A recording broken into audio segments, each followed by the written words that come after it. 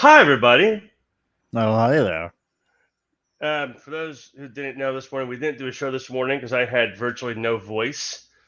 Um, that's what happens when you rock out to Smashing Pumpkins and Green Day for fucking 4 hours. Yeah, you had virtually no voice. It was purely synthetic voice. Yes. Ha. Um, I Prongol hit smacky, Yeah, percussive maintenance tech. yeah.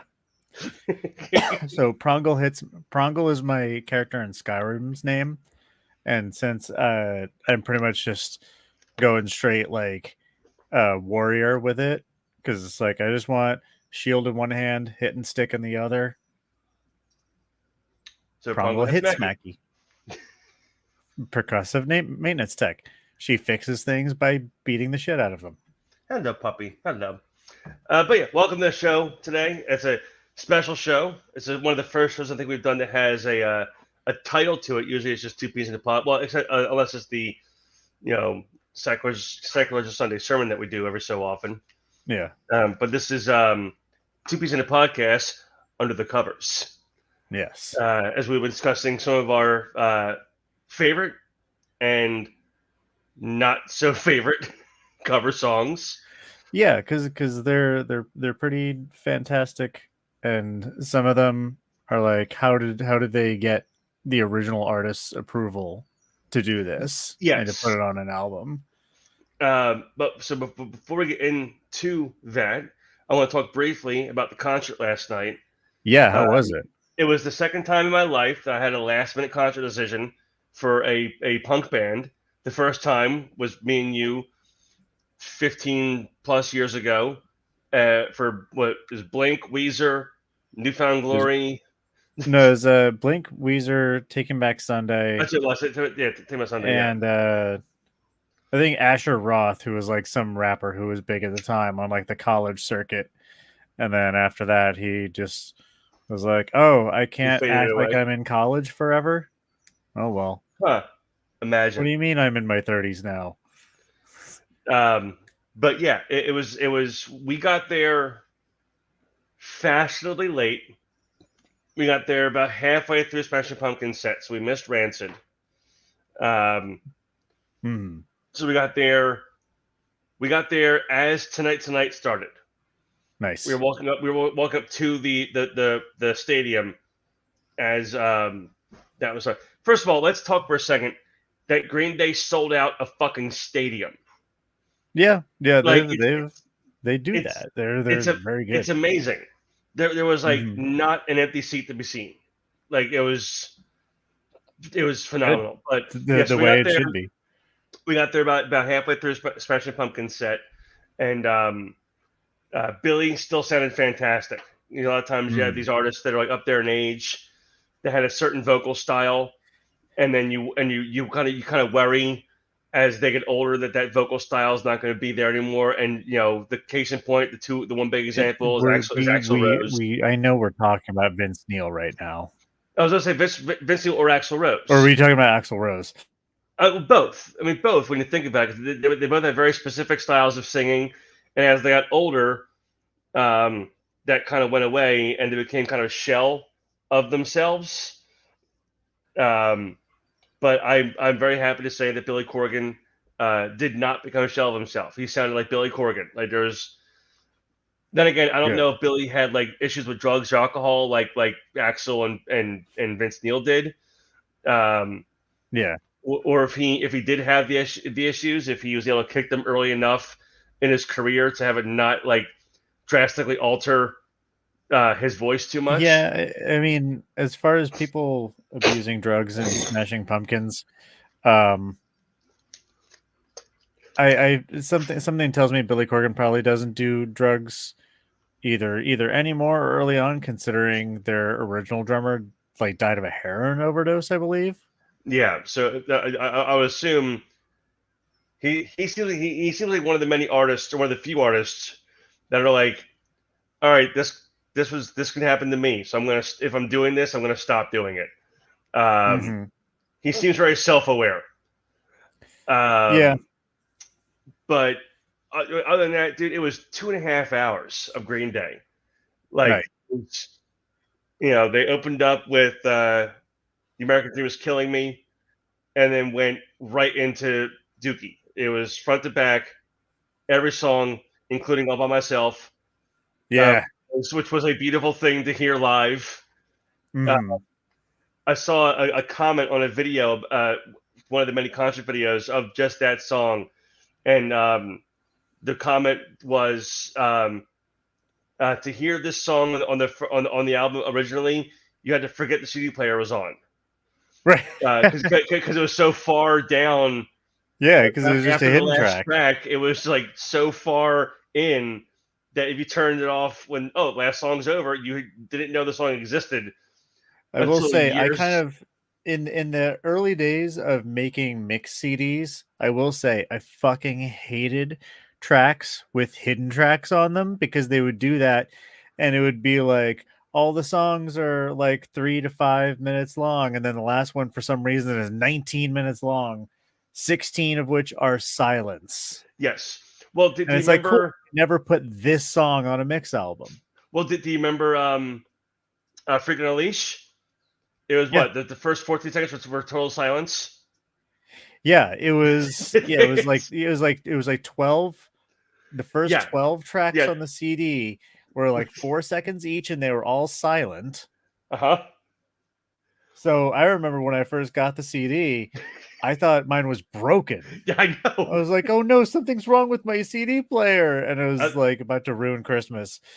I And think I think that was the point. I think the point was just to fuck with everybody, make them think that either their CD was defective, kitty cat, or that their equipment was broken. I think that was the whole point. I think that was Jonathan being like, "I have a great idea, guys. yeah, Let's put this album out, but put like the first 12 tracks of nothing, yeah, just fuck just with people. just dead air for 12 straight tracks." Just watch. We look it up, and it is some sort of like in remembrance of somebody or some shit like that. We're like, "Oh, cool, we're assholes." Yeah, well, it's like Also, this is, by the way, this is Sabrina, and she loves watching cat TV, as you can tell. I can tell that's adorable. She's trying to fight a squirrel right Ninja now. boy, ninja, ninja, go lay down. Stop pacing through the house. You were just outside like 8 seconds ago. But it's funny, you can see her tapping the screen so hard it like changes colors. Yeah, it's adorable. Like how you're not supposed to do with Yeah, yeah, flat screen with the TVs. fun screen. Hello, puppy. Hello. How are you? But But yeah, and then we were on the side of the stage. So a lot of the stuff happening like in the main sight lines we couldn't see, but I'd seen a bunch of videos of the from the show, and like as they're playing "The American Dream's Kill Me," like a big white cloud's all raining down from the top of the rig, and mhm. then when they're done, uh, like a canvas is pulled up, and it's the explosion for the nuke, and then that's Yeah, when they start playing Dookie, and they have the Dookie album cover quote behind them as they're playing it, yeah, and then they ended they ended the first half of the set with, give me 1 second. I'll pull it up real quick. They ended the first half of the set with, so they went American Dreams Kill Me, Burnout, Having a Blast, Chomp, Long View, Welcome to Paris, Pulling Teeth, Basket Case, She, Sassafras Roots, When I Come Around, Coming Clean, um, in the end, FOD, All by Myself. And then they did mhm. Know Your Enemy, Look My No Brains, and Dilemma, into Minority and Brain Stew. And during Brain Stew, the cloud goes away, and then another thing rises. And as he's singing, the American Idiot album cover is like inflating behind him. So then they go into the 20th anniversary of American Idiot, and they Yeah, did that literally front to back in order, track by track. And then they did Bobby Socks to end, which is a song off the new album. oh, interesting. And then he came back out again before they did "Time of Your Life," which was the closing song, and he mentioned that he blew his voice out. And then this morning I woke up to see a post on their Instagram page about how Tonight Show in Hershey, PA was canceled because Billy Joe had no voice. Oh no. So Well, again, you got it before it went away. I did 100%, but excuse me. Kind of, it's a when you're doing that long of a set, you have to give yourself a break longer than a day between shows. Yeah. You can't do 2.5 hours every night and then have a day in between to rest your voice, because it's going to eventually going to say, we need a longer nap, and then it's going to go away. It's like, yeah, we're going to go full Ursula and be like, you have no voice. Now shut up. Now kiss the girl and get your voice back. But yeah, so the show was great. If it's coming around anybody's neck of the woods and I never saw Green Day before. Last night was my first time seeing Green Day live, and I'm really mad that I didn't see him before this show. Are you suggesting people see it when they come around? And that's our show. I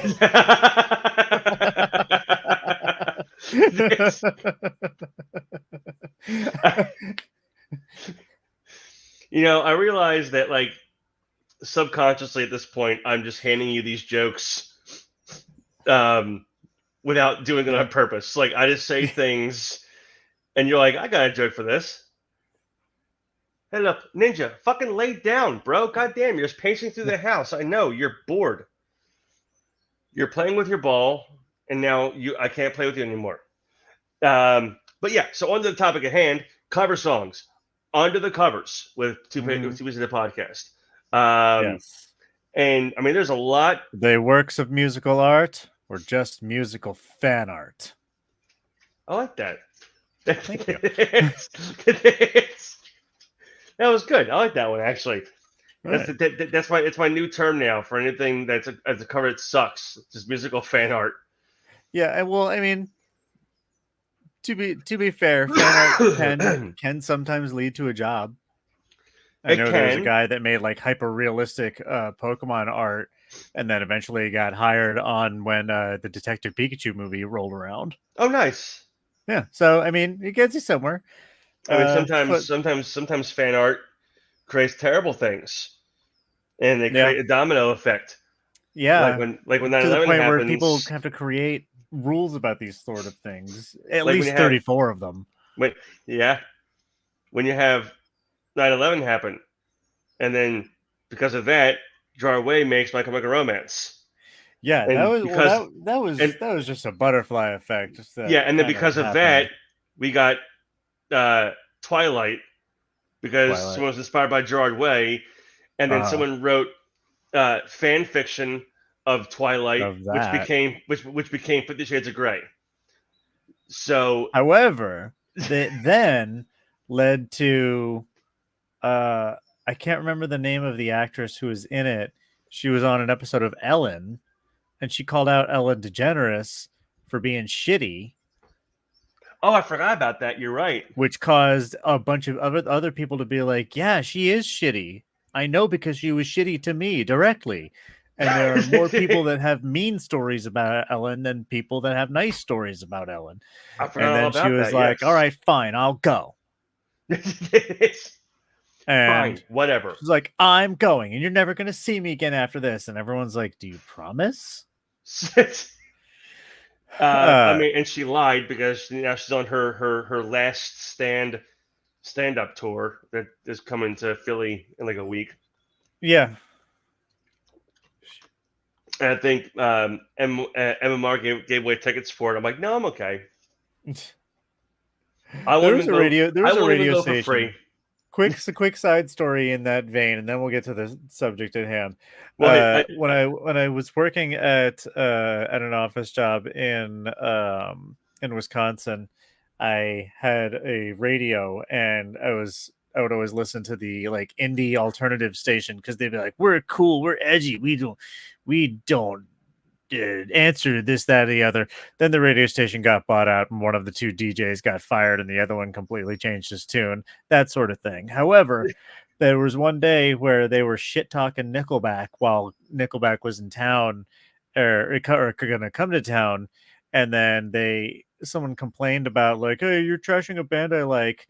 So management for the radio station decided that they were going to make these two DJs give out tickets to Nickelback on the day of the concert. And they did a whole thing of like, oh, be caller 10, you get tickets kind of thing. And several callers in a row decided to fuck with the station when they would say, hey, you're the 10th caller. Do you want Nickelback tickets? And several people in a row went, no.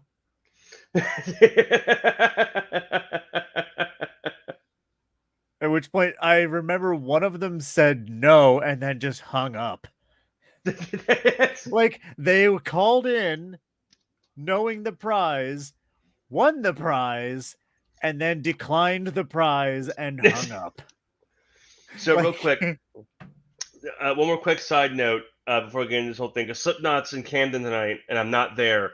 Very sad. They are doing, unlike Green Day, who did their anniversary of 2 albums, they're doing the anniversary of 1 album, and that's it. Like their set list is just the first album. Nice. No other songs. No. Usually, people are complaining online, and obviously it's like the fair way. Play some other stuff. Well, it's like, no, obviously, it's exactly what you're yeah, being sold, exactly what is advertised. Well, so obviously it's more than likely the fans that are like, came into Slipknot after the first maybe 2 albums, probably start listening to them after Volume 3, and never really went back and listened to Self-Titled or Iowa, so they don't know all the songs. They don't know Scissors or Purity, or that they never heard the awesomeness of Tattered and Torn. So that they I was gonna go with Anna, and then I had to work today, and so I couldn't go, which is why we chose Green Day last night. But I know Anna's not a huge fan of Slipknot of their earlier shit, so I knew taking her tonight, she probably wouldn't enjoy herself that much.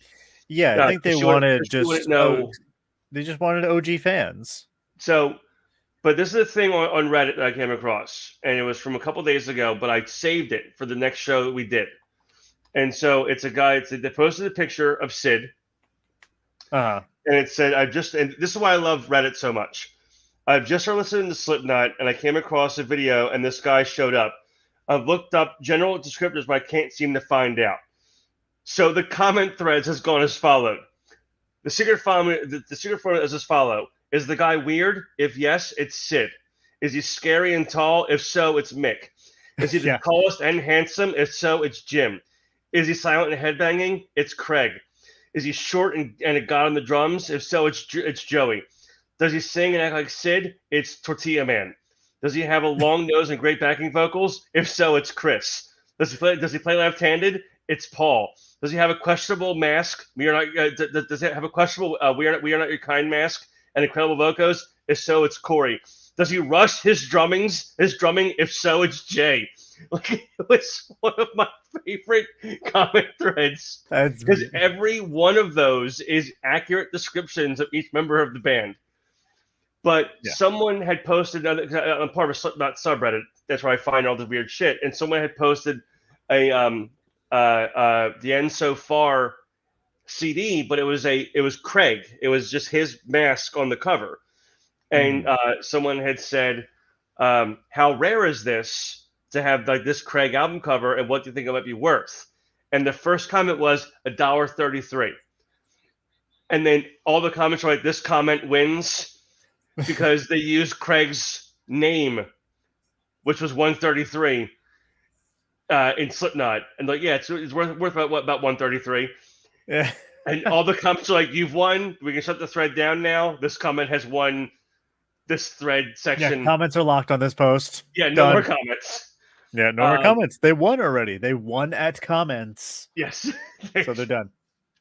All right. But, now that we're 20 minutes into our show. Yes. So, yeah. I mean, we can kind of start with not Slipknot, but with Stone Sour, because Stone Sour they put out, I think, one or two albums that were all covers.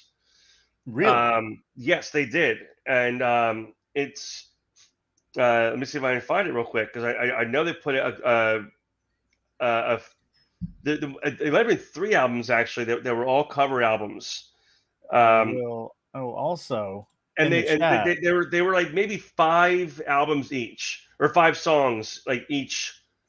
So they weren't full albums. They're mostly like EPs. Um, um, yeah, now I can't find them. Hold on a second. Bu- bu- bu- bu- bu- bu- bu- bu- Well, Oh, also it was Meanwhile in Burbank. Um, okay. and they did on that album. They did "We Die Young," which is an Alice in Chains cover. They did "Heading Up the Highway," which was a Judas Priest cover. They did "Love Gun," which is a Kiss cover. They did "Creeping Death," and then they did "Children of the Grave" by Black Sabbath. And then they put another one out called "Straight Out of Burbank," and that one had "Give Me Shelter" featuring Lizzie Hale. Seasons of the Abyss, which is obviously a Slayer song. Sailing On, which is a Bad Brains cover. Nice. Too Fast for Love, Motley Crue, and Running Free, which is an Iron Maiden cover. So, I mean, going based on what I listened to from those albums, I mean, their cover of Creeping Death is, I think, one of my favorite covers of that song. I know a couple bands have done that. Drowning Pool did it live, at least. They didn't do a recording of it. They did it like a lot of their live shows. Do you know if Hell Yeah ever put out a studio version of when I saw them live, they did a cover of a Queen song. They did a cover of Stone Cold Crazy, and is fucking amazing. And I can never remember if they ever made a studio version of it. But also, I'm going to put a link in the chat to the Spotify playlist. Yes. There. So I don't think. Yeah, no, they did not put a album version of that out. It was just done live. Okay. I don't know if it posted in the chat, but I also put it in the private chat. I don't know if I have the permission to post links. I got it right here. Hold on 1 second. But I managed to add a few more things to it. This playlist has 40 songs, all covers. The title of the playlist is Cover Your Ass. I mean, yeah. Because you always got to cover your ass. You do, yes. To be fair, when you sent me this this playlist originally, the first song I clicked on was the Ninja Sex Party cover of Sledgehammer, because I love that song. It's one of my favorite Peter Gabriel songs, is Sledgehammer. And I will admit that they did a pretty damn good fucking cover of Sledgehammer. Yeah. Yeah, it's really well done.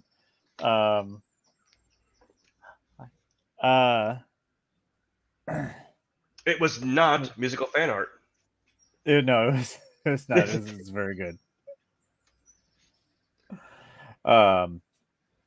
But yeah, I tried to include on this playlist just stuff that was like worth listening to, but I wanted to also throw in stuff that was, I don't want to say, a little off, not off the beaten path, but like if you were to see it and be like, they better do a good job of this version, with this song.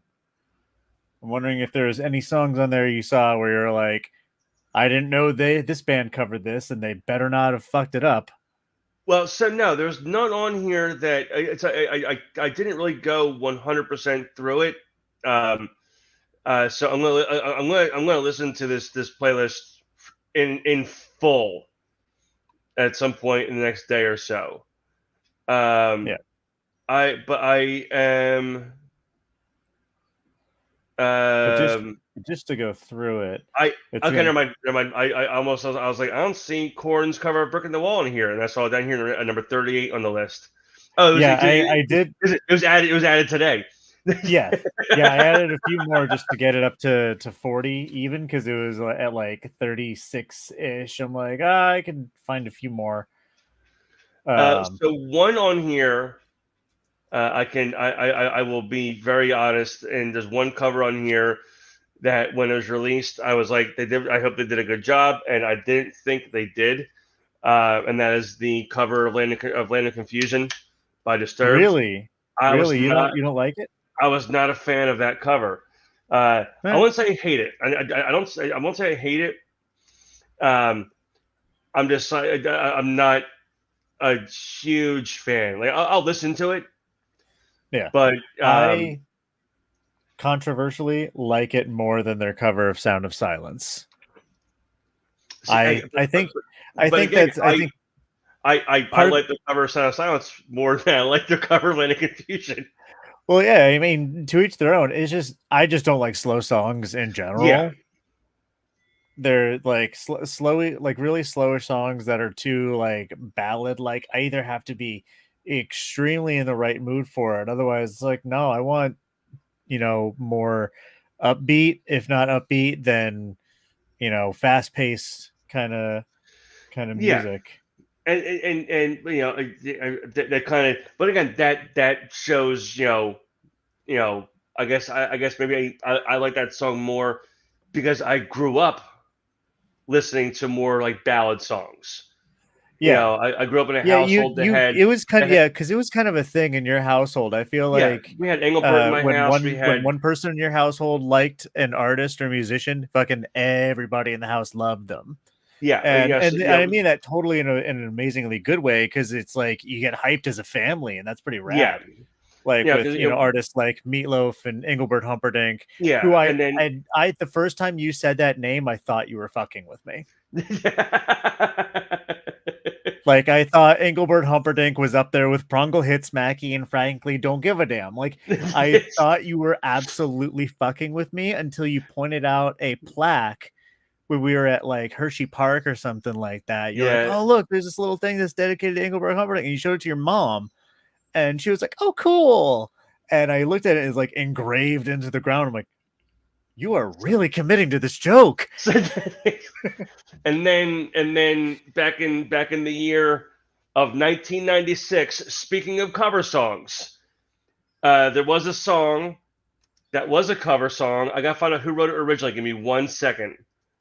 Um, uh, it was originally recorded by Tom Wilson in the 1970s, Uh-huh. but it was put on the end credits of Beavis and Butthead Do America, sung by Engelbert Humperdinck, Lesbian Seagull, Oh, interesting.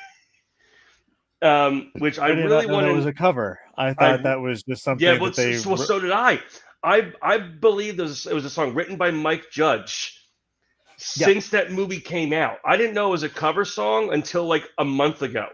Like I had Yeah. no clue it was by a Because guy it named seems Tom like Wilson. something. Yeah, well, because it like the title sounds like something absurd that the teacher in Beavis and Butthead would have come up Hmm. with. Yeah, So I thought, I'm like, wow, they really, like fleshed out this character.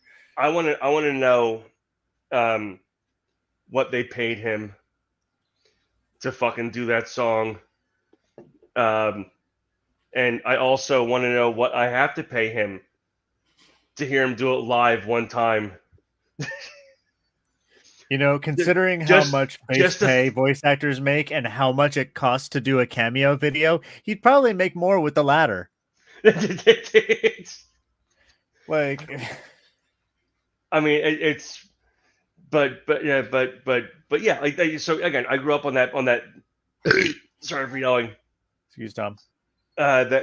That ballady music, and Yeah, then I kind of whereas like, I didn't. I kind of grew up with that mindset of like anything my parents like is boring and lame, and so like they're all into classic rock. Either classic rock. My mom was more into like 80s rock and shit like that. And so I was like, all right, I guess I have to find music on my own. And I just gravitated to like what our friend group was into in the 90s. And then I Yeah. just kind of went from there. Like it was, Korn and Smash Mouth and Weezer, all of which are on this playlist. Yes. Korn, Smash Mouth, and Weezer are all on here, each of which has at least one song. Yes, Weezer has no scrubs. Yes, which I don't know if you've ever heard that version of the song, but it is well done. Smash Mouth. Obviously, I'm a believer from the Shrek 2 soundtrack. Yes, I mean it was originally from their.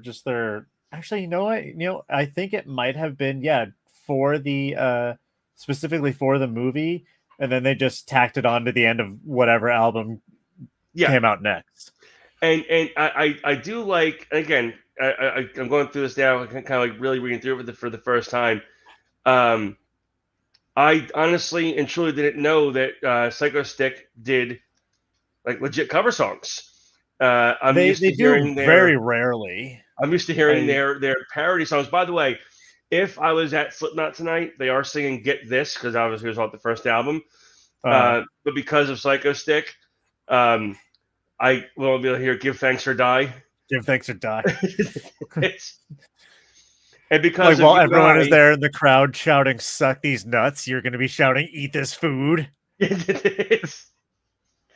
And I played for Anna the other day. I was explaining to her how if we went to this show, they're obviously going to be playing a little ditty called "Eyeless" off the first album. And I was like, but every time I hear this song now, because of a video Nick and I found some 15 fucking years ago, I can't hear that song the same ever again. Like it's like a Weird Al parody. Like hearing the original song, like hearing American Idiot last night, I had to struggle to sing the lyrics correctly because I have Canadian Idiot in my brain, just like burned into my brain now. But yeah, now whenever I fucking hear Eyeless, I fucking hear, Turkey Want to Take My Life, doing it but now I fucking can't. Yeah, that happens to me sometimes because like sometimes I'll just be in a 90s mood and I'll be like, all right, I just want to listen to my Weird Al playlist and I'll jam out to that. And then I'll be like, no, I just want to listen to my 90s playlist. And, there's a lot of times where I love the original and the parody of a song. Yes. A lot of times, especially for like any song that Weird Al parodied in the 90s, it probably was the thing that made me scope out the original and get into that. It's the Weird Al bump. Yeah. Like some of the Glee bump, and Glee was on TV, and you hear the whoever fucking sing it on Glee and go, let me look up Jefferson this Airplane song, or let me look up whomever, and all of a sudden they're back in the charts again for the first time in 20 years because fucking Glee did one of their songs. It's the same thing with Weird Al. It's the Weird Al bump. Like a lot of artists don't feel they've made it in the industry until Weird Al has covered parodied one of their songs. Yeah. One of which people who said that was Green Day. Yes. They said when the, or I think, and like same with Nirvana when I think Kurt Cobain when Weird Al asked Kurt to like have permission to parody a song. I don't know if you ever heard what Kurt's first question was. I did not know. He's like, he basically asked if the song was going to be about food. About food, yeah. He's like, no, it's about how no one can understand your lyrics. And he's like, all right, yeah. Got it. But yeah, like the but I probably am. I think speaking of Al, I think I am. I guess we put Al kind of sort of in a covers. Yeah, I mean it's essentially it's a parody, but it's essentially a cover song, just with The different music lyrics. portion is the same. The music portion is a cover. Yeah. So So there's that. I I will admit though, there some of the not so much the earlier albums, but some of the later albums, I've actually begun to like more of his style parodies than I Yeah. than granted the parodies are great. I love the parody songs, but sometimes the style parodies are you know better than the actual parody themselves. Like Craigslist, I fucking love that song. Yeah. Like I love how he Do took a not care genre, for the Doors. like he took a style from 1970 Yeah. and did a parody in 2019 or whatever Yeah. year it was that fucking album came out. I can't remember at this point, but he Oh did. yeah. He did. It's why when I saw his ridiculously ill-advised self-indulgent vanity tour a couple of years ago, I was so stoked because like it was the first time I was going to hear a lot of these original Yeah. songs for the first time. Like it's Oh yeah. Same with like a lot of people that are like, we're probably never. This is probably never going to exist again. yeah. I mean, he did it twice. I'll probably do it a third time, like a Yeah. trifecta, like a Star Wars saga. Um, but yeah, it was just like it was insane. Hi, how was the party?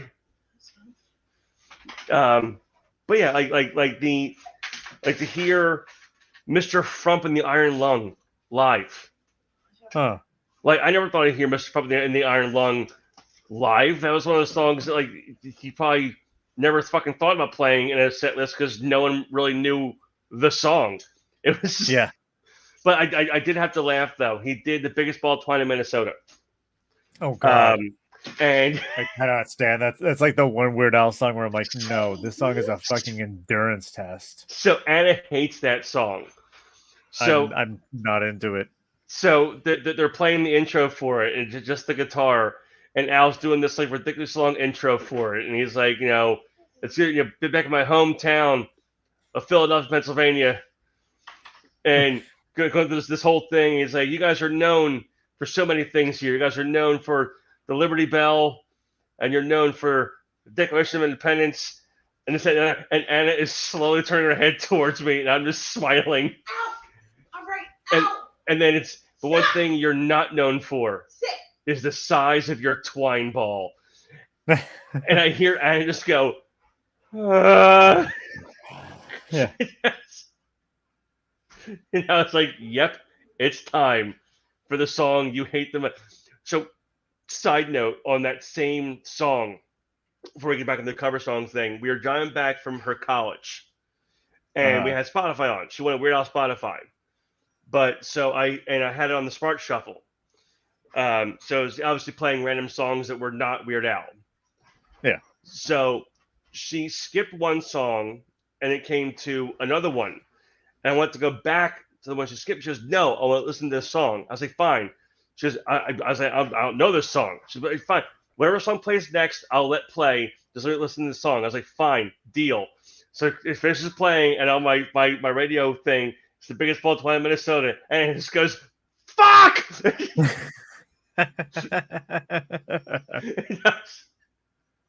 And I'm like, you brought it on yourself, child. I just turned it up. And I was driving back, just fucking bobbing my head back and forth. She's like, Dad, make it stop. Make it stop. Make it stop. Yeah, no, I would be there too. I'd be like, I'd like to make an executive decision where we either change the radio station or I just jump out of the car now.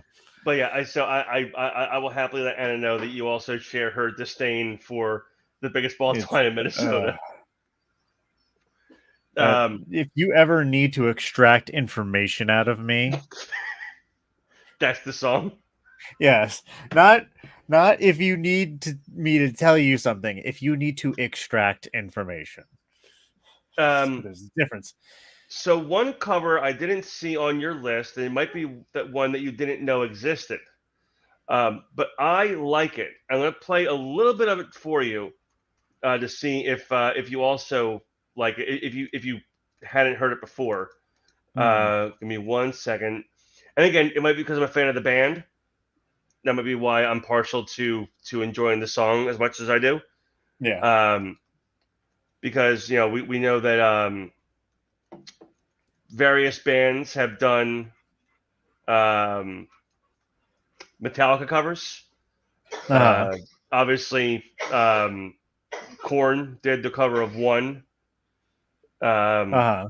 They did that weird Metallica Icon show where Yeah. Avril Lavigne did Fuel for some fucking reason. They just And Panic at the Disco did, I think, Nothing Else Matters or Fade to Black or whatever fucking song they did. I can't remember. at the Icon thing, I didn't even think they were around back then. Yeah, I thought it was Korn and Limp Bizkit and Avril Lavigne. it might have been, yes. It was yeah. Limp Bizkit. They did Sanitarium. Yeah. I'm sorry. Yeah, that's what it was. I'm sorry. No, I'm sorry. I was thinking of the when Billy Joel got the Mark Twain Prize, and they had the big show there to commemorate him, and they did Big Shot, and it was fucking terrible. But Metallica put out a cover album. Well, they released it with other musicians covering their songs. Yeah. Miley Cyrus had a song on this fucking album, which I will admit wasn't actually terrible. She's a musician. But Ghost has a cover on this. Okay. And they did a cover of Enter Sandman. And this is...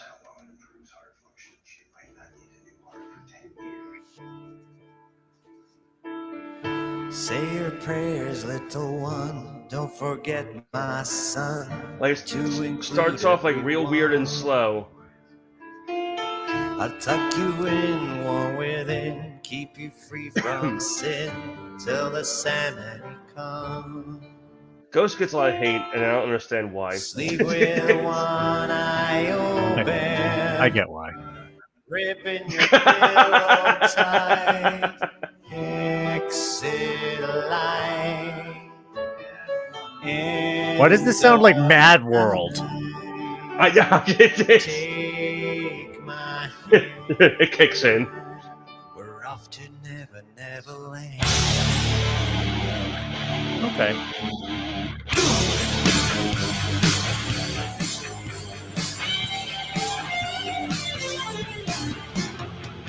Something's wrong. Shut the light. Heavy thoughts. Like, it does have a very, obviously, a ghost feel, it's in the well, I once heard somebody say something about Ghost, and I'm starting to realize how right it is. And somebody once said that Ghost is just ABBA for metalheads.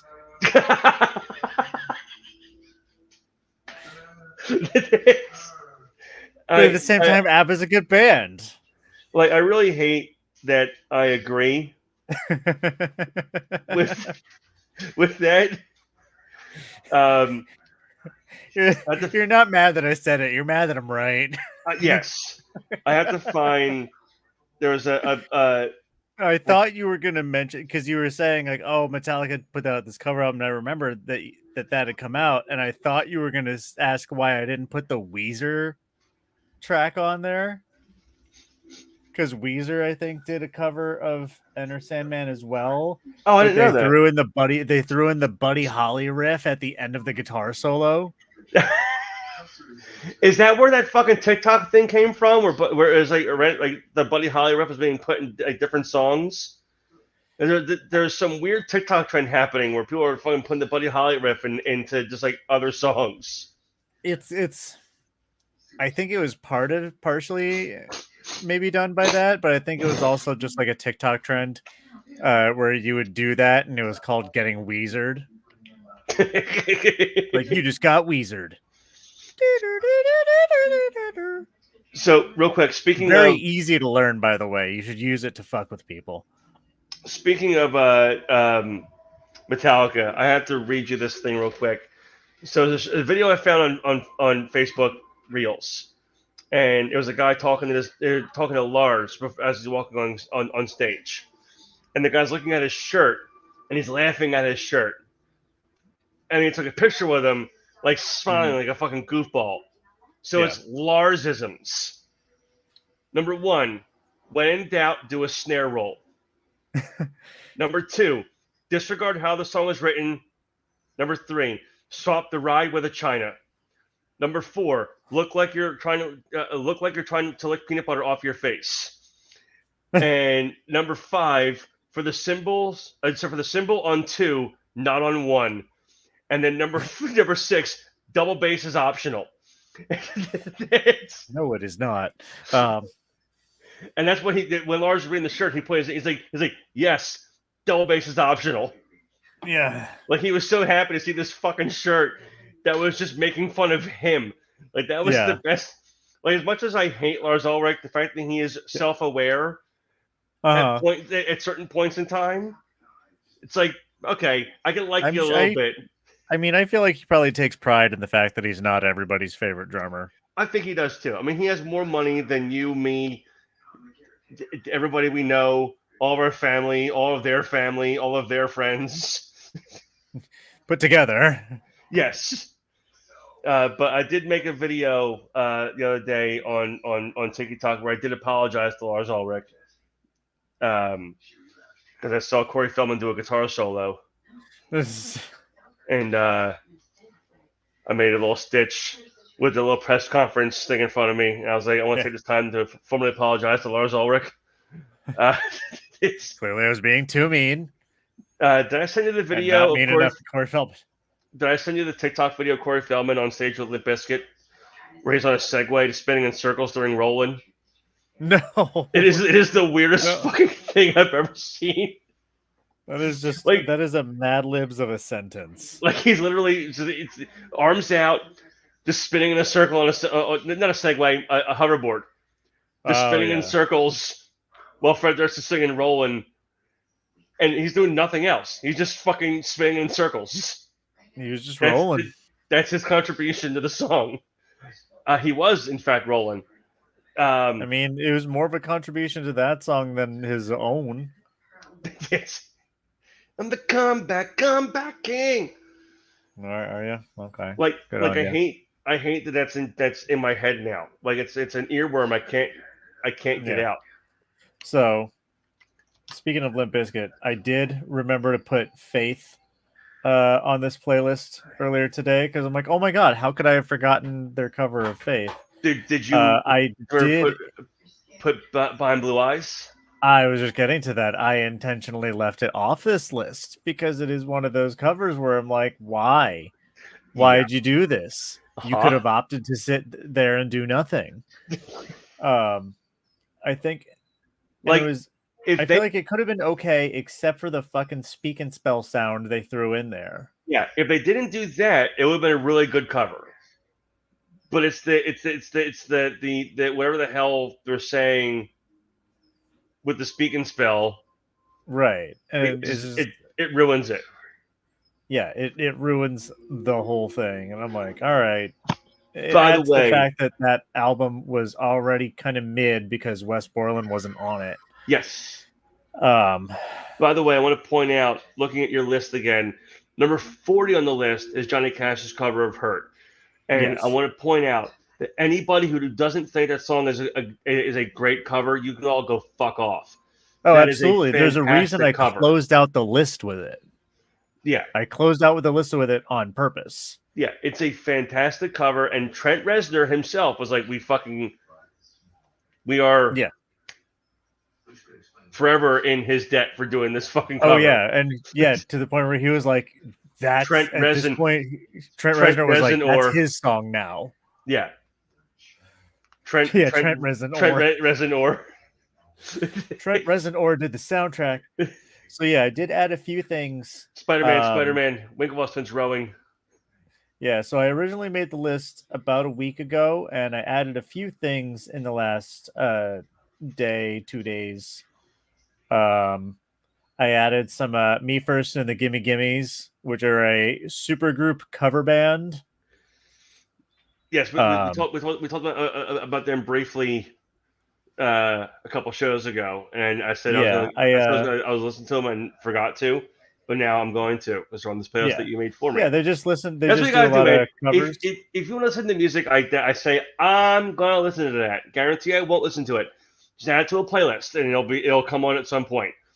because I'm going to forget to listen to it, and then I'm going to bring it up again. So yeah, anything that you want to listen to, add to that playlist that we made of songs that you like. Oh, the just the 2 peas in a pod music recommendations. Yeah, just add to that, and I'll listen to it at some point, and I'll go, oh, this is a good band, and I'll start listening to more of their shit because I'm going to forget. I'm going to forget all the time.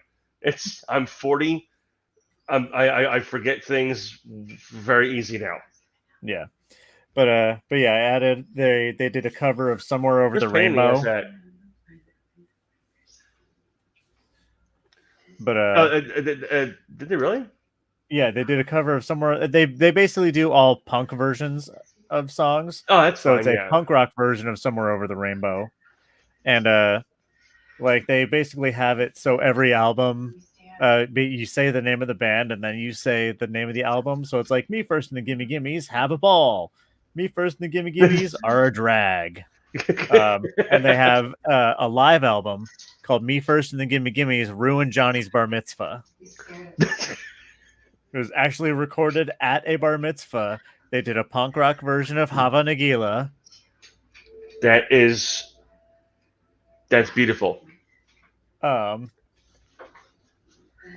You know, so they do like a heavy version of like Hava na na na na na na na. So yeah, I am going through this, and I have to ask because I don't see it. I'm going to skim through one more time to make sure that I'm right. Yeah, I do not see it. Were you not a fan of Shinedown's cover of Simple Man? I never really got into Shinedown. Not for some reason they're just one of those bands where like I would listen to what they put out there. I'm like, it's all right. It's not my thing. But hello, everybody. Oh, greetings. Hello, all the people that have just joined in. But hello, Jackie, Heather. Lizzie joined in before the show even fucking started.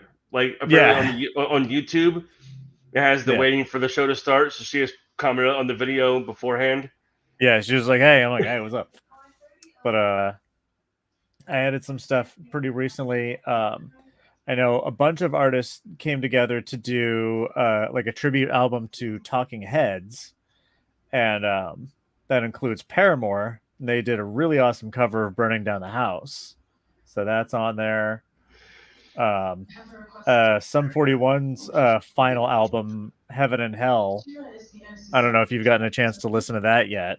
I have not. No, I have to give it a listen. It's interesting. It's a double album. It's like one is heaven and one is hell. Essentially, the heaven one is like all like the more pop punk side of. I heard, and hell is more like hell heavy. Version is like their heavy thrash inspired one, and they included a cover of Paint It Black on there, and they did a really good job. Oh, did they really? I'll have to check it out. Everybody's in here. Comment your favorite or least favorite cover songs. I think one of my favorite cover songs of all time, backtracking to one Corey Taylor, is his fantastic cover of a song we all know and love, and that is the theme song to SpongeBob SquarePants. Like, I mean, if that were on Spotify, it'd be on the list. So I'm just saying. Like, there's nothing funnier than a room full of metalheads singing the SpongeBob SquarePants theme song. Like, it's. I mean, real recognizes real. That's just. When I saw him on the book tour he did a couple years back, I think it was for "You're Making Me Hate You," his second book. Yeah. He ended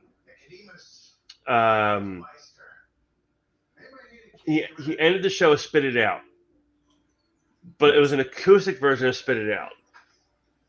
So when it got to that "Jump the Fuck Up" portion of the song, since there's no band behind him, instead he had everybody hop on one leg. So it was, when I say hop on one leg, what are you going to do? I say, hop on one leg. Like, He said, not till I say hop on one leg, though. And he goes through the whole thing, and then he says it, and here, sure enough, 250 metalheads are hopping on one leg in the fucking pit. Heather, you are right. I will say 100%. Chris Cornell's cover of Prince's "Nothing Compares to You" is one of my favorite cover songs. Yeah, I tried to find it on Spotify, but Foo Fighters' cover of "Darling Nikki" is really good too. I love their cover of but that. I think they just probably didn't get permission to have it on Spotify, which is dumb. So did you ever, this was, I guess, technically is a cover song or it's a mashup, again, only done live and done by Rick Astley and Foo Fighters, where they do "Never Gonna Give You Up," but the music behind it is "Smells Like Teen Spirit." Because Foo Fighters realized, fucking around in rehearsal, that the lyrics "They're Gonna Give You Up" matches almost perfectly with "Smells Like Teen Spirit." Nice. And it does 100%. I'm not going to play it, but when you get a chance, look it up, and it works out. It works amazingly. Absolutely. So, but speaking of Rick Astley, I'm gonna do a quick stop real quick because I want to know if you've ever heard of the Rick Astley paradox. I asked a TikTok video about it a little bit ago, and the Rick Astley paradox is, if you were to ask Rick Astley for his copy of the DVD Up, he won't give it to you because he's never going to give you up. But in not giving it to you, he's also letting you down, which he also can't do. And that's the Rick Astley paradox.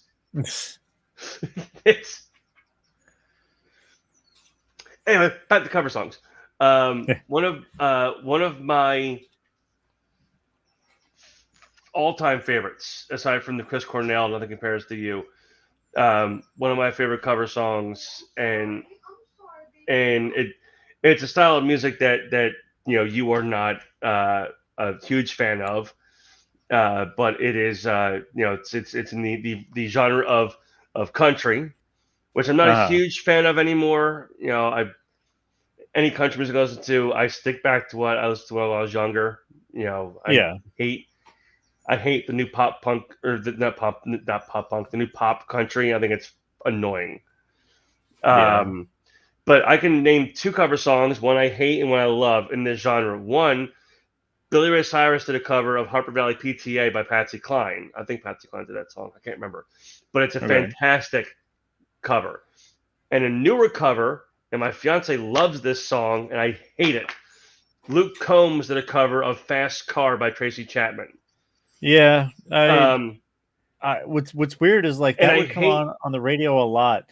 And for some reason, whenever I would get into my car and it was on, it was weirdly always at the exact same part. Yeah. And I was like, this is almost terrifying. Like, it's like always like halfway through the second chorus specifically. Mm-hmm. And I was like, because I have to just wait a few seconds before my Bluetooth connects and I can listen to my music and be in control of the radio because I'm a special boy when I'm driving. But yeah, and she asked me one day why I didn't like it. I was like, because I hated the song when it came out originally. Like, I hated Fast Car from the beginning. And then just the cover of it makes me hate it more. Mm-hmm. Because when someone went out of their way to record the song a second time, so I have to hate them more than Tracy Chapman because they made me listen to it again. When that song, I hadn't heard that song. Don't say that out loud in Portland. Hundreds of Trustafarians will shower down upon you, which is funny because they never do that.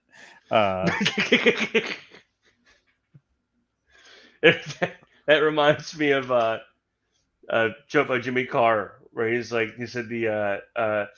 the male gypsy moth can smell the female gypsy moth from up to 20 miles away, and that same sentence is accurate if you remove the word moth.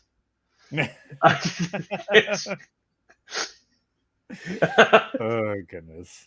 I don't want to get canceled. Don't cancel us. Anyway, so back to cover songs. Back to our I will always appreciate. I did it. I threw in. I know recently, I think one of the last shows we were talking about when artists kind of not shift genre, but it was like when what was the topic we were talking about last time? Where like artists shift genre, or like when somebody leaves the band, the band shifts. So it leaves the band, yeah, and we. So I threw in. What's funny is there's 2 covers on this list by Poppy.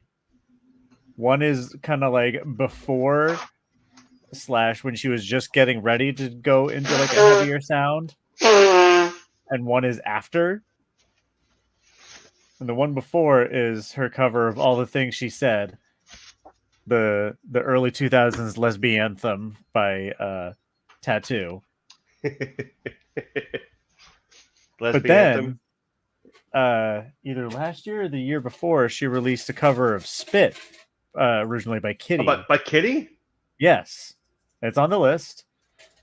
And I sent it to Chad, and about 5 minutes later, he just sent back his response in all caps of like, dude, fucking dude. He's like, this is amazing.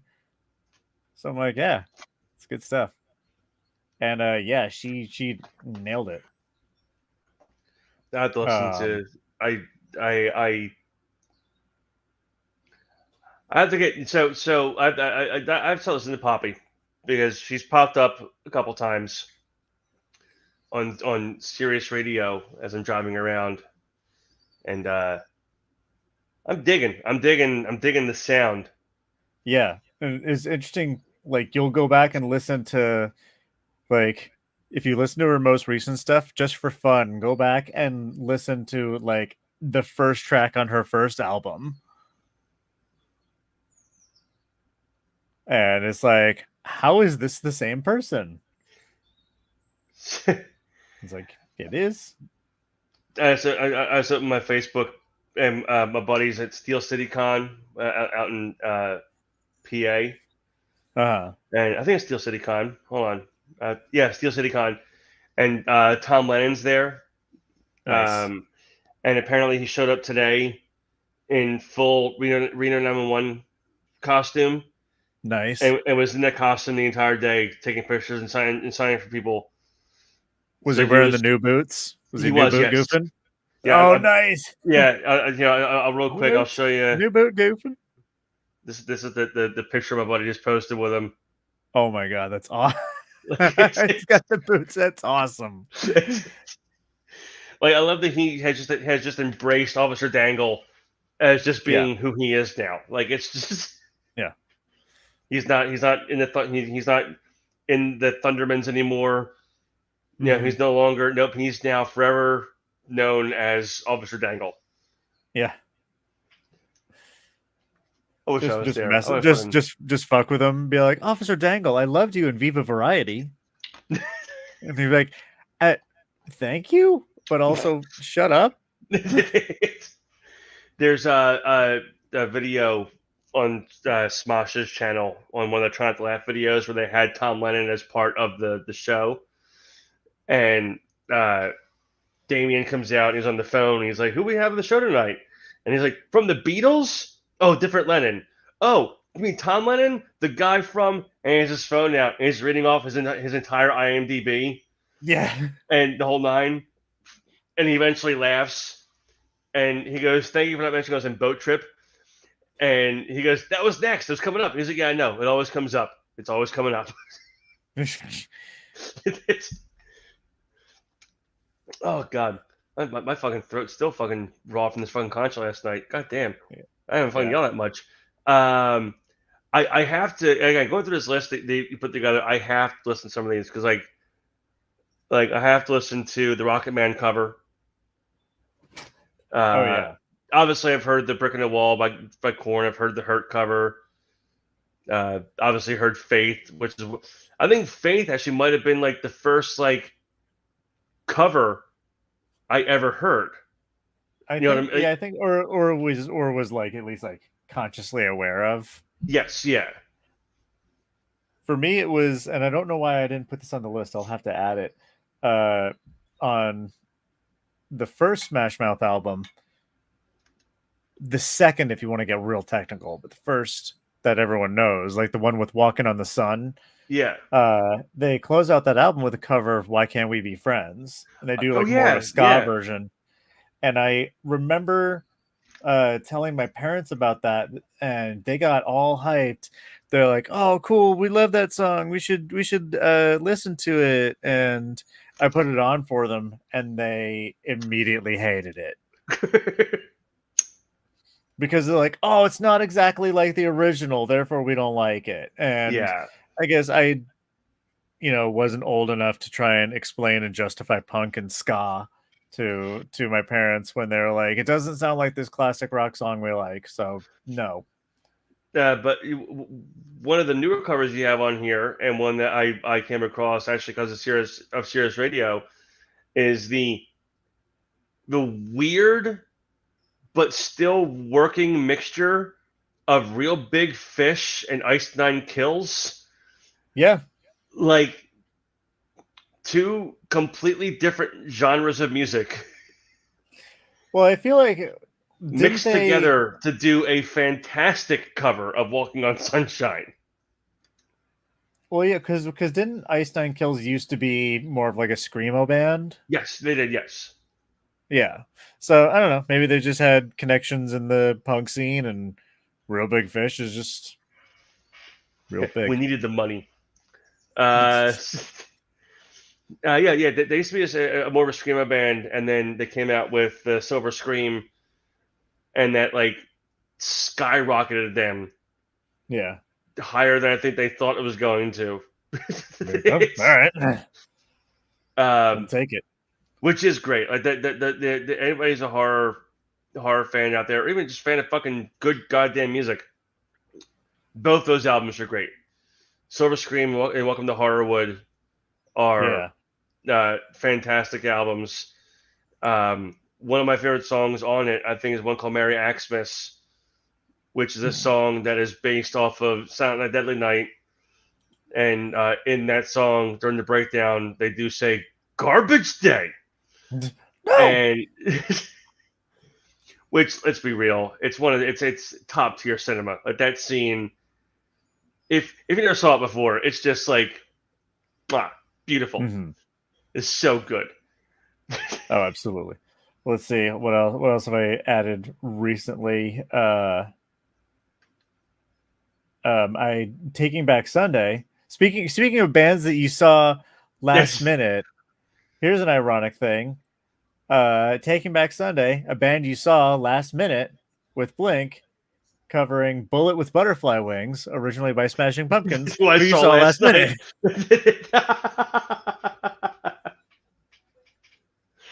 Oh Yeah, I wow! stumbled across this cover like 5 years ago or so when I was traveling, and I was like, "Where's this been?" It just amazing.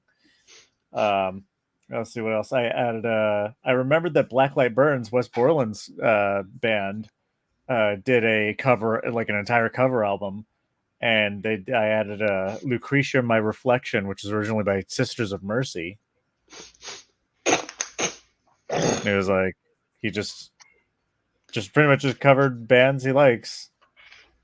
I mean, that's And he usually named what the you gotta album do. cover. He named the album "Cover Your Heart" after the thing from Indiana Jones. It's like Kalima, cover your heart.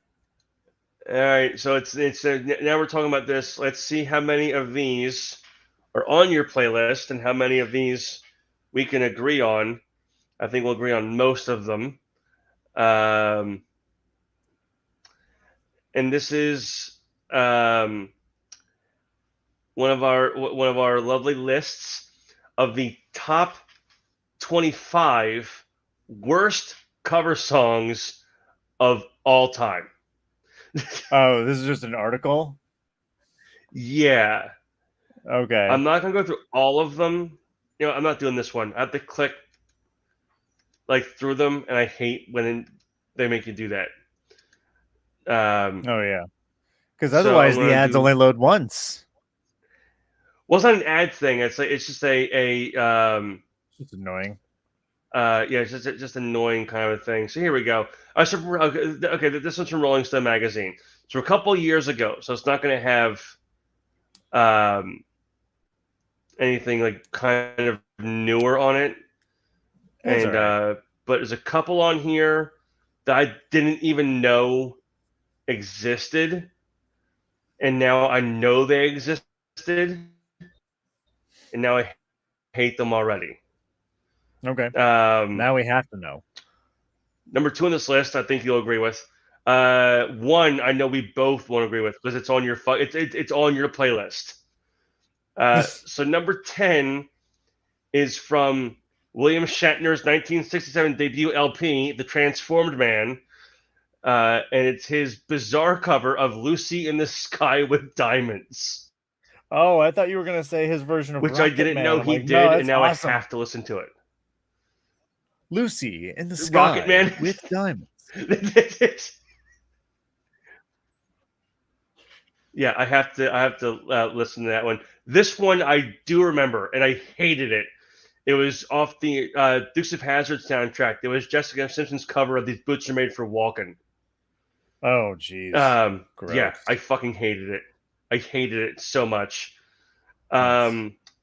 Apparently, Avril Lavigne did a cover of "Imagine" by John Lennon for a I tribute would like album to that imagine a aided world where that her. didn't happen.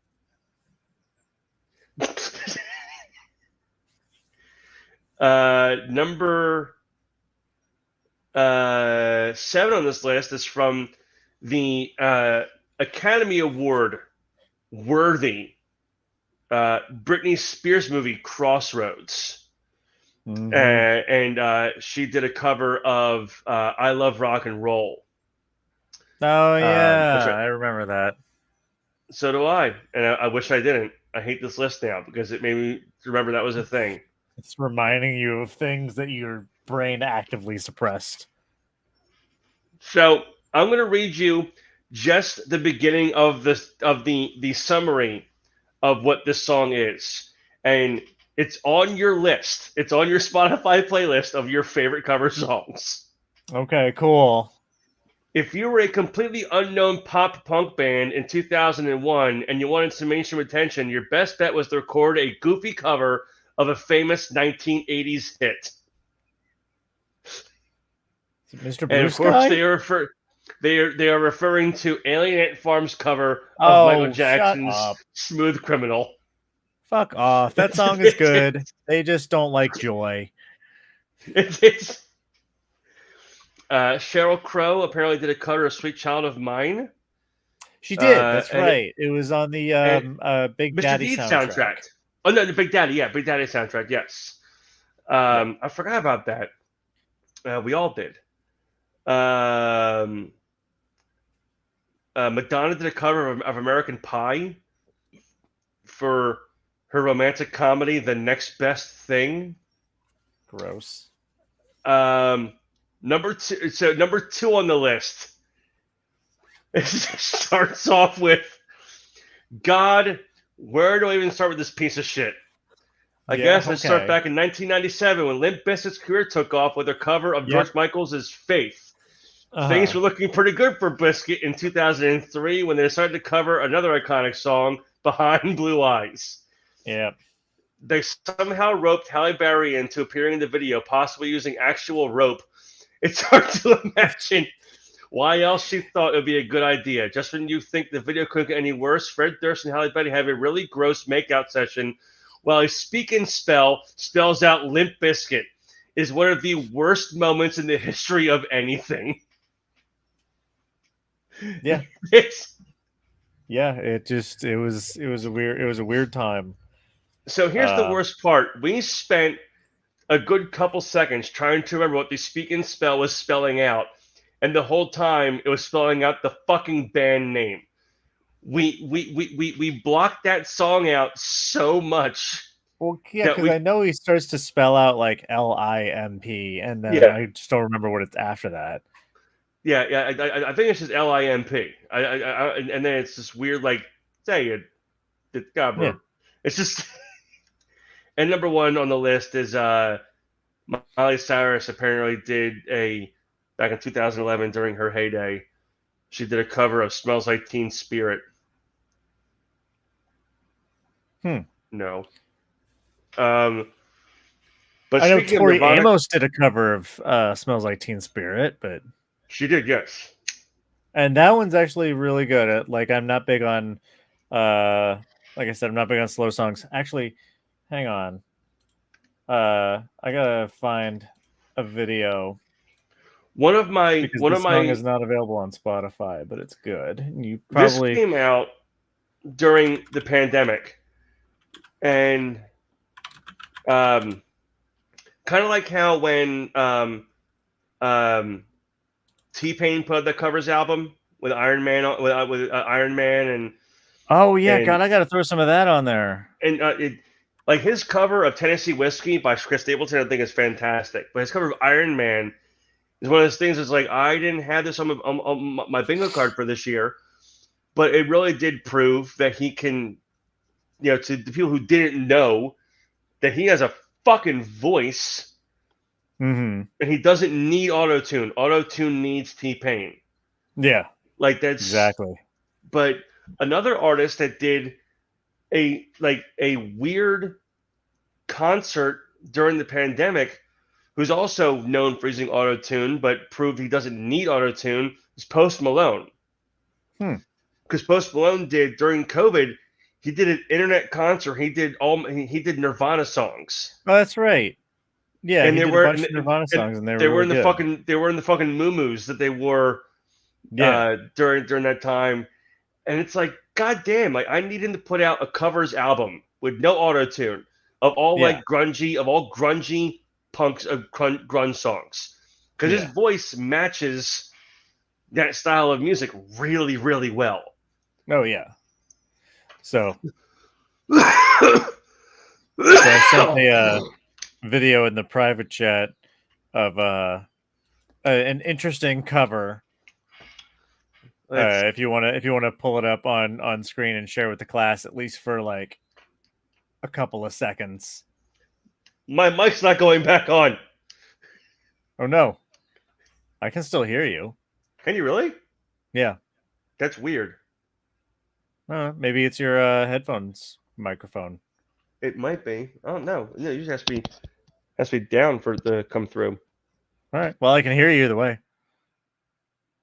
Okay. Well, now that you put it back up, now I can't fucking hear you. You gotta put it back down. There we go.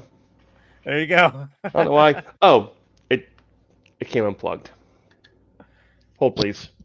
Okay.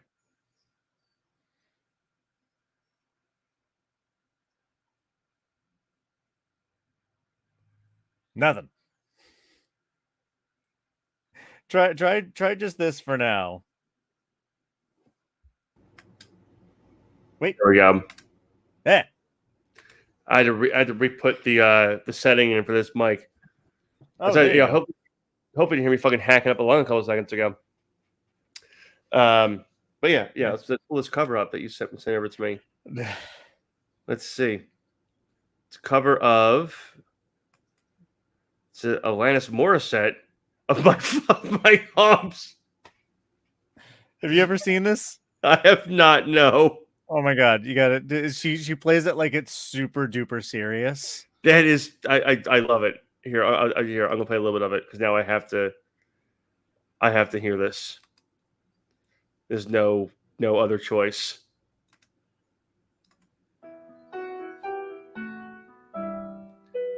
Sounds like the being a ghost cover of Enter Sandman. I drive these scrubbers crazy. I do it on the daily. They treat me really nicely. This might be the best cover I've ever heard. Yes. Dolce and Gabbana. This is fantastic. I know, right? And bandana. Karen, maybe Sharon. And I'm pretty sure that's like her actual band too. That's just there with them. Oh my God. Who would have thought that God herself would do a great cover of My Humps? Right. Like it's. Yeah, you're gonna have to listen to the whole thing after the show and just I'm fucking gonna die have laughing. to. My It's like, what you gonna do with all that junk? All that junk inside that trunk. Yeah, it's that is the weirdest. yeah. It's wow. You're like, I didn't know that could happen. Yeah, no, I didn't know it could happen, and I thank you. I thank you so much for I'm glad you like it so much for showing me that. But here. I'll bring another cover real quick. One that's not on your list, only because they're not a super well known band. But I saw them play. They opened up for. Drowning Pool. When I saw Drowning Pool a couple of years back up at the Starlight Ballroom, and they're called they're called Adrenaline Mob. And again, they're not I've like heard of them. Yeah, they're not super well known, but they released a couple covers on a couple of the albums. I'll play two of them, a little bit of two of them real quick, since you showed me that gem of Alanis Morissette. Yeah. And you can tell me if you dig these ones or not.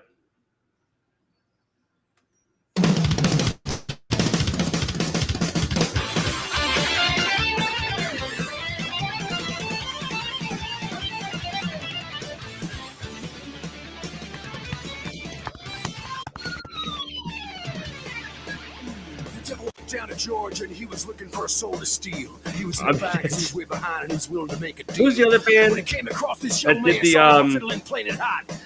The cover of Down to Georgia? I think it was a hidden Korn. song on no, wasn't Korn. No, it was a hidden song on Guitar Hero. Oh yeah. But I can't remember who the fuck it was.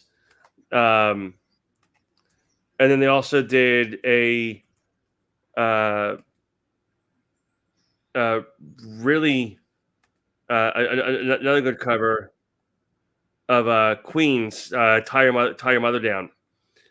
I thought about this if you're talking about Hell Yeah doing their cover of Stone Cold Crazy, which is it's a rare song to cover. Most bands are going to cover the songs people like 100% know. Like not really everybody knows Stone Cold Crazy. Yeah, I guess it just fit their style a bit more than other Queen songs.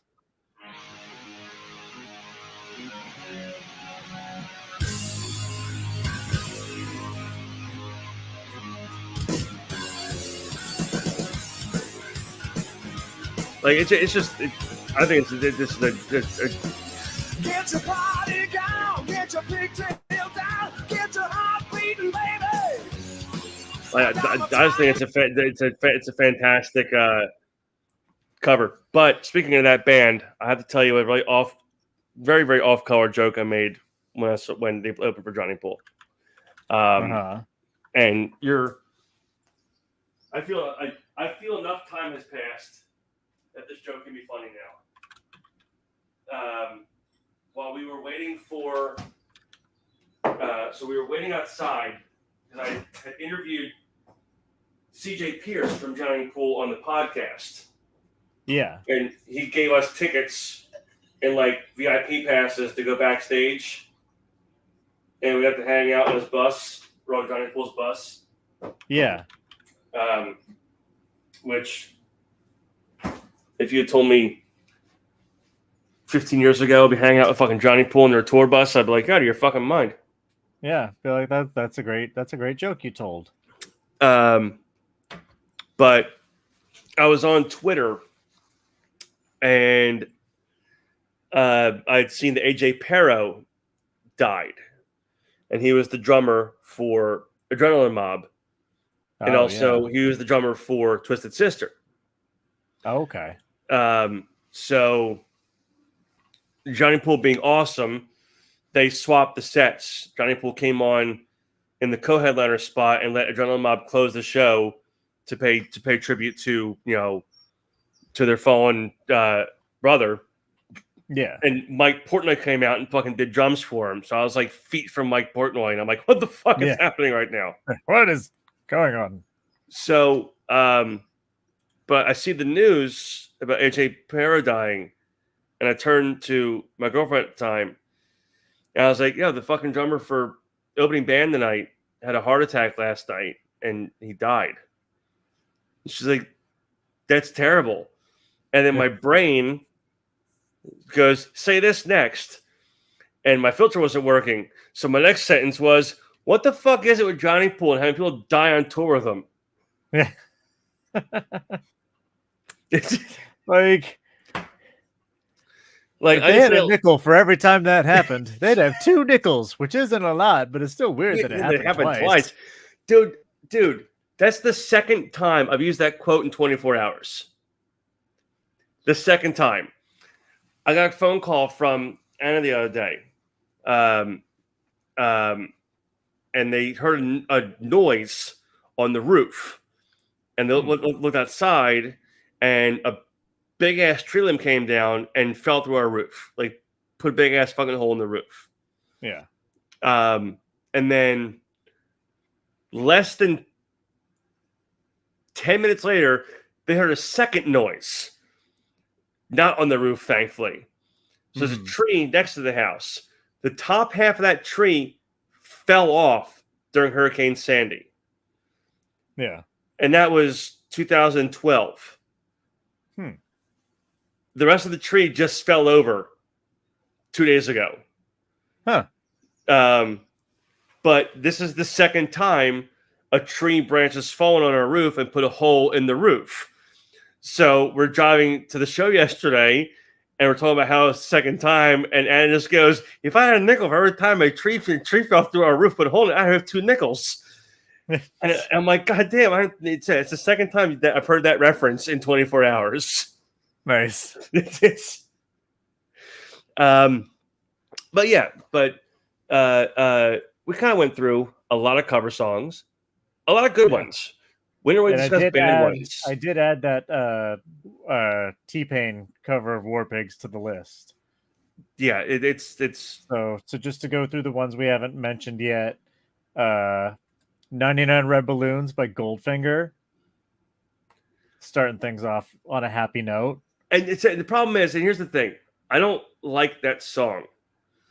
Like I might like it more as a cover. I think you might, because it is a bit, it's got some distortion to it. It's a bit more dancey and less like of a strict 80s vibe like the original has. Let's see. We did Over the Rainbow. We talked about Sledgehammer, Walking on Sunshine. Mentioned Weezer and their, cover album. So Mr. Blue Sky, No Scrubs. Word Up, because I don't care. I like that song. Yeah, that video was weird as fucked up. Oh, absolutely. I threw it a bunch. And considering Ninja Sex Party has 3 different cover albums, I was like, all right, I'm just going to pick my favorite 3 songs from each of these albums. So if you liked a particular, song of theirs, listen to the rest of the album. You might like it. I will, yes. Fun fact about the Sledgehammer one, they cover on that same album, and I think it's the track right after it, they cover Glory of Love by Peter Cetera.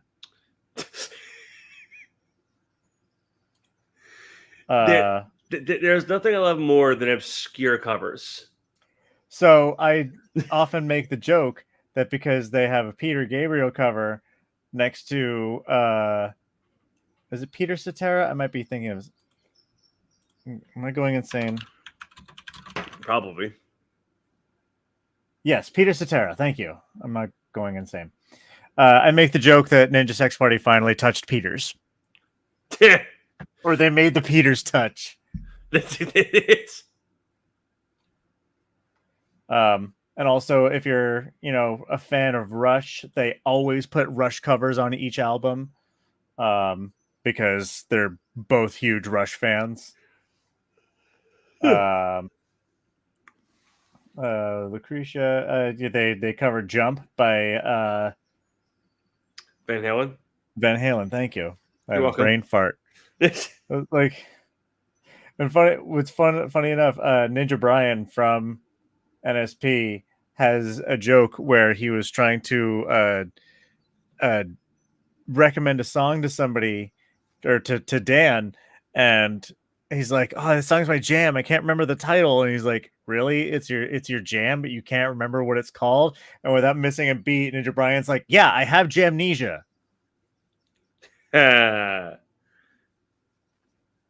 So, like, I love it. And yeah, but yeah, Psycho Stick covered Danger Zone. So that's on here. And it's funny that we have Johnny Cash on here technically twice, because Social D covered Ring of Fire. And then we have Johnny Cash actually on the album later, or on the mix. We have System of a Down doing their cover of Shame. Shame on a word I can't say. By Wu-Tang. Oh, And okay. what's funny is they, going into the studio, had really strong reservations about singing that song because the N-word's in the hook and they're not black. And they're like, "Are you sure? We're kind of not sure about this." But they, since considering they were working directly with Wu-Tang on the song, they were like, "Listen, if you're gonna sing Old Dirty Bastard's part, you're going to sing it the way he sang it. You have our permission this one time to say the N-word like 30 times in this song." So once you're going through the list, I do want to bring up something that's not cover related. So what? So Okay. we're at what? We're at Shame now. All right. So I'm following along with you. We got Limelight. Again, if you like Ninja Sex Party and Rush, that's great because they love Rush too. There's actually a video. We can pull it up at the end, where Dan proves that that Rush is his favorite band by naming every Rush album in chronological order in under 30 seconds. We have The Nurse Who Loved Me, which I didn't realize was originally a cover until I listened to the original, and I actually like both. It's originally by the band Failure, and that's a fucking amazing album. Take on Me, No Scrubs, all the things she said. Panic at the Disco's cover of Bohemian Rhapsody, which is, people have a real love it or hate it kind of vibe about that. Trying to find that video. Fucking cats. Hazy Shade of Winter by Gerard Way. Basically My Chemical Romance. It's featuring two of the five guys in My Chemical Romance. So it's My Chemical Romance. Yeah. Covering the Bangles. Good Times Bangles. Roll. Huh? The Bangles. The Bangles. Yeah. Not to be confused with their other song sung by Carter Peterschmidt. It's My back hurts in the chair I'm in. It really hurts. Where's the Tylenol? When I lie down flat on the floor, it usually kind of fixes it. Tony Danza, the boss says, hey, away. Now, again, that's one of those songs I hear on the radio. I'm not singing the words. I'm singing Family Guy. Yeah, that's cool. Yeah, that's cool. You see Jimmy Smith in there? Yeah, that's cool. How's my glitter? It's nice. Yeah. It's hot. You look hot. Yeah, that's hot. Yeah. It's funny because that whole scene is just Seth MacFarlane in a booth talking to himself. Yeah, I know. It's the best part. But I'll tell you what, like we have the list in chat. We'll post it. Yeah. So everyone can check it out. I'm probably going to be adding songs to it as I think of them. So it's already at 41. that 41 songs on the list. So if you I'll want to listen to And almost 3 hours of covers, I will paste then it in by the all comments. means, do it. There Let is us know. our playlist of the random Spotify covers, and I'm also gonna I'll post them on our Facebook as well. Yeah. Sorry for yelling. No problem. So I don't want to spoil anything. I'm not gonna spoil anything. I Okay. saw Deadpool Wolverine the other day. Nice. It is fantastic. Mhm. I will go as far as saying I might put it above Deadpool 1. Wow. Because and it's hard. It's hard to say that because the first Deadpool it was great, but the Deadpool Wolverine, there's so much happening in this fucking movie. Yeah. And there are Ryan Reynolds said it. There's no cameos in this movie. There are surprises, and there are a lot of surprises in this movie. But one of the things that's not a surprise is in the trailer is the Alioth from Loki is in this movie.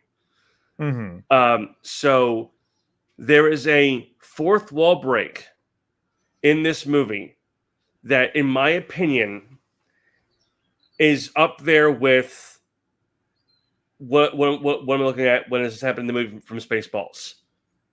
Yeah. Like it's almost up there with that. It might be tied for first place because one of the characters, I won't mention who because it's one of the surprises, mentions the Alioth to Deadpool.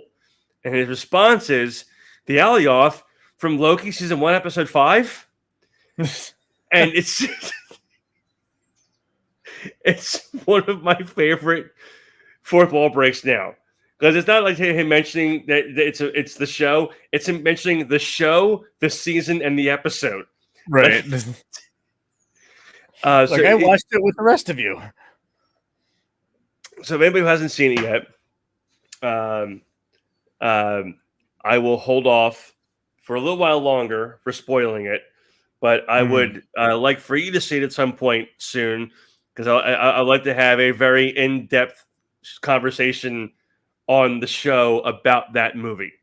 Yeah, like to be fair, some stuff has been spoiled for me, like some character appearances. Yes. As far as like the group that Deadpool assembles. Oh, okay. Yep. Yeah. Like yes. that sort of lineup has not been spoiled. It's been basically announced because it's like, all right, everyone's sharing memes, and it's like, oh, that character's in the scene, and that does not look photoshopped. Okay. Yeah. The plot hasn't been spoiled for me or anything. Yeah, the plot's very good. They do keep to their word of not, resurrecting Logan. It's they made it very clear when they announced it that they're not going to retcon, they're not going to bring him back from the dead and or erase the history and the whole nine. But are they just multiversing it, or would that be spoilery? It's a multiverse thing. That's a very well known, very it's established at this point that it's established in the Marvel world when they want to bend the rules and the multiverse retcon without retconning multiverse. The multiverse in the Marvel universe is established. I mean, again, it definitely Spider-Man gets his own verse. There's a Spider-Verse. If there is a multiverse exclusive to one character, then I think people at this point need to learn to suspend their disbelief. Yeah, exactly. As long as it's done tastefully and not kind of the creators are just peeing into our open mouths. Then that's fine. The whole opening scene is fantastic. The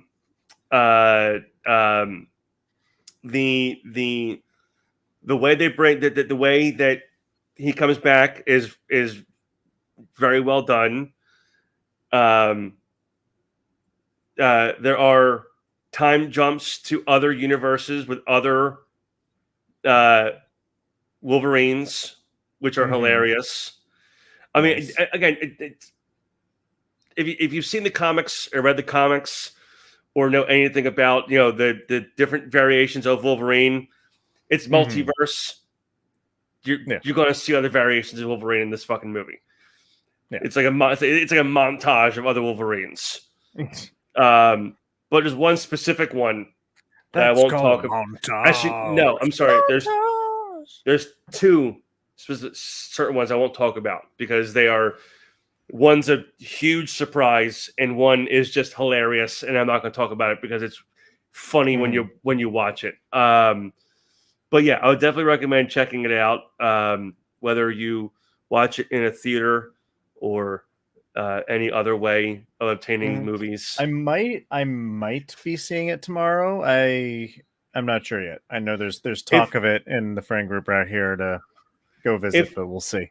If you do, just send me any random quote or any random thing from the movie, and I'll know you saw it because there's quotes in this movie that you won't know until you see the movie. Hell yeah. But yeah, there's a lot of shit that happens that are it's fantastic. But either way, I'm gonna go to bed.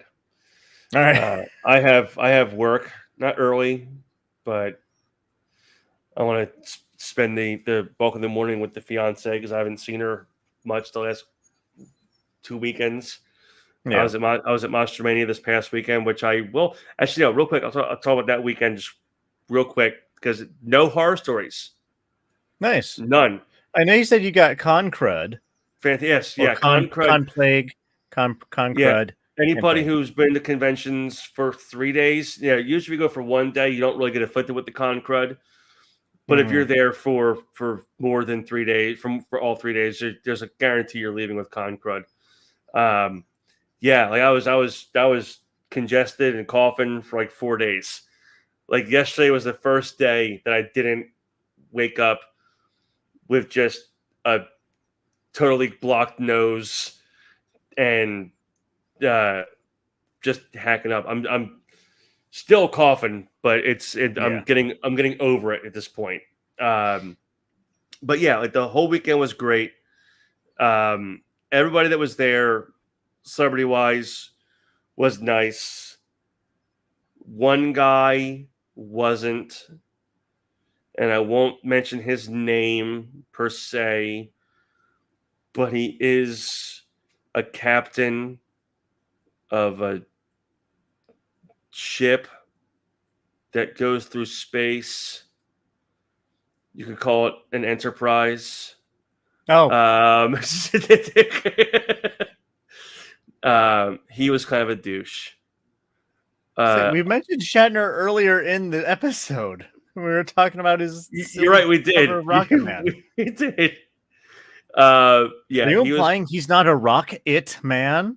He is not a rocket man. He got an ego check this weekend, a much needed ego check this weekend, where he found out he wasn't as big as he thought he was. Yeah.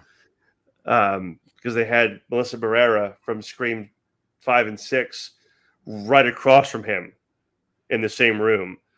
And she had a line out the fucking door. And he barely had a line the entire weekend. Yeah.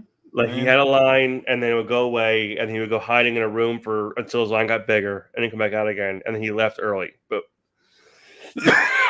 both days left early. Yeah, that seems pretty on brand. Other than that, nicest guy I met there, and it's not going to be a shock to anybody, was Henry Winkler. Yeah, the Fonz. Unbelievably kind. He was the only person that I've ever seen that stands in front of his table. Like he had the volunteers move his table back because he didn't want to sit behind the table and have to get up and cover. He wanted to be the first person everybody saw when they walked up to his table. So he was up front and he took no breaks for Yeah. lunch. He was there. Like they brought food to him.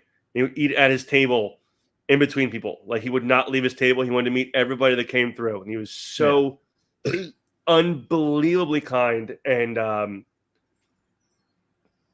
also the top point of the weekend was that this handsome face, ended up on Robert England's Instagram page.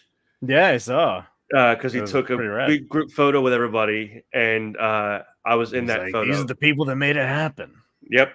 And he was very nice. He signed shit for staff, which was Nice. super cool. But I was very mad at myself because I have a mini poster, Nightmare on Elm Street 3, signed by everybody but him. And I brought Oh. it with me on the off chance he was signing for the people that worked for him the weekend. So I get the text to come upstairs, and I assumed it was just for a group photo. And I found out after the fact that he was signing for everybody. I had no time to go up to the break room and get my fucking poster and bring it down. So that poster is still without a Robert Englund signature. Oh, geez. But, you know, But I I have an nobody 8 by other 10. chance. I have an 8 by 10 signed by him, and he has a mail-in service. So I'm gonna wait till like it gets cooler outside and just mail it off to him and have him sign it and get it sent back to me again, because that means I'm not waiting in a 4.5 hour long line. Yeah. And just maybe like include a little print off of that picture from the weekend. Yeah, And be like, just circle yourself. Be like, hey, this is me. yeah. I Just- was here this weekend. I was I helping was you. here. I was happy. And then you can just throw in a note of like, it was awesome to work with you and to meet with you. Oh yeah, and absolutely. Yeah, all I'm that, gonna and kiss just ass. do it. And then and I know that when he signs, he'll send you a picture He's back. like, yeah, that's right. Kiss Freddy's ass, bitch. Oh, bitch. Oh, bitch. It's- Until it reads the letter, he gets them to look on the letter. Oh, bitch. But that being said, guys, enjoy the rest of your night. We will have another Verge show next Saturday morning when I am no longer Dead. when I have a voice again. Dead, dying. Dead, dying, death. And we'll see you guys back here in 2 weeks, and hopefully Mr. Nick has seen Deadpool Wolverine by then, and we will kind of we'll do a deep dive in the whole multiverse thing, and and that show will, I think we'll call it Spoiler Alert. Yeah. It'll just be 2 pieces in a podcast. Spoiler alert. And I'll definitely promote the show, let people know we're discussing this movie. If you haven't seen it yet, do not watch the show. Yeah. Oh, If you here we'll close it out with a video, other than the one I sent you, not the Alanis Morissette one. It was one I mentioned earlier. the one from Ninja Sex Party. The one where Dan names every Rush album. All right. Yeah, I'm gonna pull it up. I got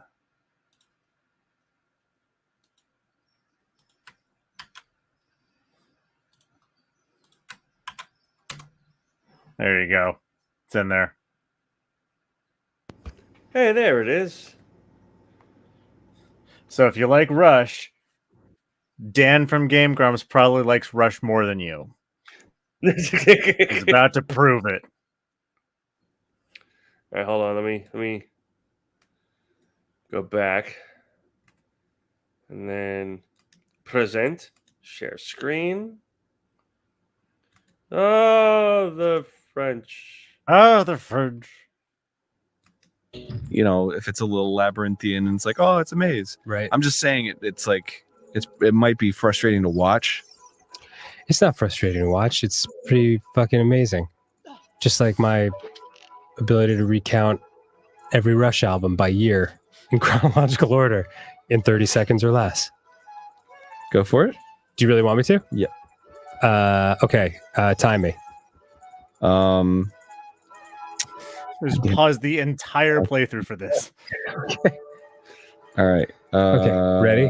Sorry, everyone. Just stopwatch. indulge us on this. Here we go and go. 1974 was Rush. 1975 was Fly By Night and Caress of Steel. 1976 was 2112. 1977 was A Farewell to Kings. 1978 was Hemispheres. 1980 was Permanent Waves. 1981 was Moving Pictures. 1982 was fucking Signals. 1984 was Grace Under Pressure. 1985 was Power Windows. 1987 was Hold Your Fire. 1989 was Presto. 1991 was Roll the Bones. 1993 was Counterparts. 1996 was Test for Echo. 2002 was Vapor Trails. 2007 was Snakes and Arrows. 2012 with Clockwork Angels. Done. 27 seconds. Yeah! Holy shit. Wow. I like that band.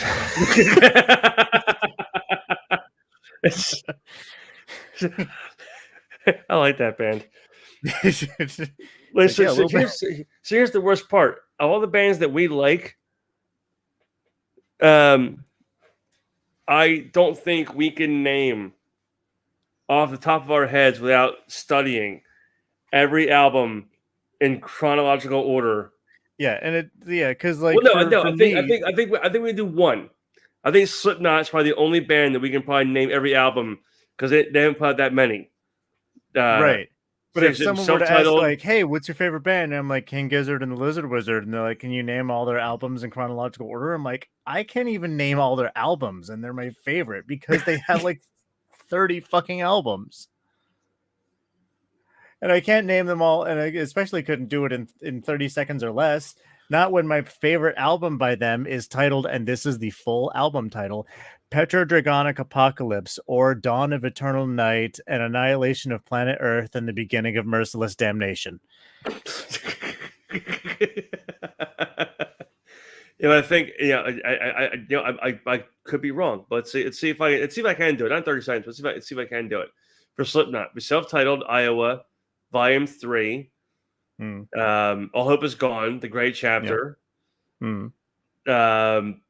Point 5. Yeah. We're Not Your Kind. Hmm. And the end so far. Yeah. So there we go. Yeah. It's them all in order. I can't name the fucking year, but I can name them in order. It's Yes. All right. Well, now that we are 20 minutes past when we said we were going to be done. correct. And your cat is being an asshole, apparently. He's saying, "Give me attention." Right. But yeah, we'll be back in 2 weeks, and I think that's going to be our deep dive into the world of the Marvel Did you multiverse. also notice there was a cat here this whole time? I did not know. Well, your name badge is in the way. Oh yeah. It's So yeah, this is Duchess. come on, She is humbly requesting I put her down come on, Mittens. via death glare. Come on, Mittens. Come on, Yeah. Paul. You probably can't Paul. really see it much right here, but on my eyebrow here is where she bit me in the face last night. Oh, nice. Cats are assholes. They sure are. Just come here, Paul. Paul. What kind of a name is that for a cat? Paul is a person's name. Person's name. Hey, baby. But yeah, either way, guys, we'll see you guys in 2 weeks. Yeah. And Get you'll some see me rest. again. Get some sleep. Listen to the jams. Yes, listen to jams. I'm gonna post them up on our Facebooks and the Twitters as well to kind of get the Listen word to out. the jams, or so help me God, I will hit you with my ring hand. I can't remember, what the fuck was that from? I can't remember what the hell that was from. Was it Family Guy? From Family Guy. I don't remember who says it though. It's like the car of like dudes all like that are like the same person. It's like, stop touching me. I'm not touching you. Okay. It's like- I swear to God, stop talking. I'll hit you with my ring hand. But yeah, we're gonna hop off. But I'm gonna tell you something when we get off the air here. Another Family Guy reference that made me laugh really fucking hard last night. But other than that, guys, we'll see you guys in 2 weeks. Bye bye. Peace out.